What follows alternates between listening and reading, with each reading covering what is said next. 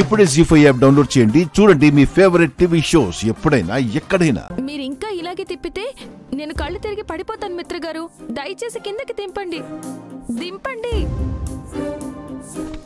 మిత్ర గారు ప్లీజ్.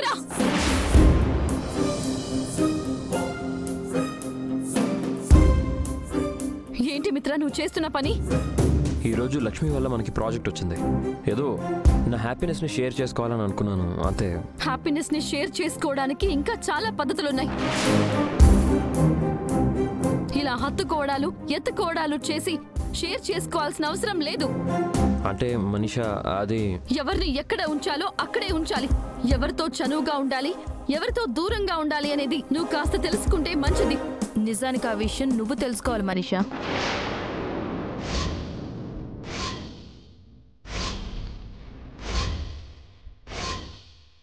ఏంటి నేను తెలుసుకోవాలా? అవును, భార్య భర్తలు రూమ్లోకి వచ్చే ముందు రావచ్చా అని అడిగే సంస్కారం కూడా లేకపోతే ఎలా? అంటే నాకు సంస్కారం లేదంటున్నావా? ఉందో లేదో నువ్వే అర్థం చేసుకోవాలి. భార్య భర్తలు గదిలోకి వచ్చేటప్పుడు కాస్త ఆలోచించి అడుగు పెట్టాలి. వాట్ ఇస్ దిస్ మిత్ర? నన్ను లక్ష్మి అన్నని మాటలు అంటూ ఉంటే నువ్వు కళ్ళప్పగించుకుని చూస్తున్నావా? చెవులప్పగించి వింటున్నావా? తిరిగి ఒక్క మాట కూడా అనడం లేదు. మనీషా, ఇక నా భర్తను అడిగింది ఆరా తీసింది చాలు. ఇక నువ్వు బయటకు వెళ్తావా? హే లక్ష్మి, నీ మెడలో మిత్ర కట్టిన తాళి ఉంది, నా మెడలో అది లేదు. ఆ ఒక్క తేడా మాత్రమే నన్ను ఒక అడుగు తగ్గేలా చేస్తోంది. కానీ నువ్వు నెగ్గడం, నేను తగ్గడం ఇంకా ఎన్నో రోజులు ఉండదు. నేను నెగ్గినప్పుడు నువ్వు తగ్గే రోజు కూడా వస్తుంది. గుర్తుపెట్టుకో.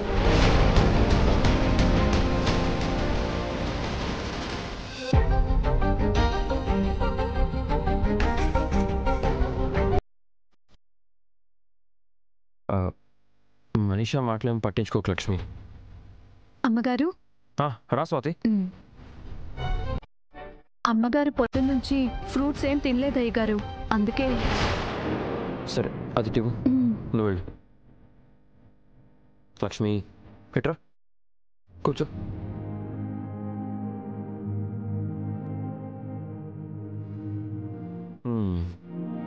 అయినా నువ్వేంటి లక్ష్మి కడుపులో ఉన్న బిడ్డ గురించి పట్టించుకోవడం లేదు. అసలు నీ కడుపులో బిడ్డ ఉందన్న సంగతే నువ్వు మర్చిపోతున్నావు. కడుపుతో ఉన్న అమ్మాయి ఎలా ఉండాలి, బిడ్డ కోసం ఎంత పరితపించిపోతారు. కానీ నీలో ఆ తపన కనిపించడం లేదు. ఆ తపనే ఉండుంటే తప్పనిసరిగా ఎప్పటికప్పుడు పళ్ళు తినడం, పాలు తాగడం, మందులు వేసుకోవడం చేస్తావు. కానీ నువ్వు ఏది శ్రద్ధతో చేస్తున్నట్టు అనిపించడం లేదు. అదేం లేదు మిత్ర గారు, నేను బాగానే తింటున్నాను. ఏం తింటున్నావో ఏంటో. సరే టాబ్లెట్ ఇస్తాను. జీ5 యాప్ డౌన్లోడ్ చేసి అన్ని ఎపిసోడ్స్ పూర్తి ఉచితంగా చూడండి.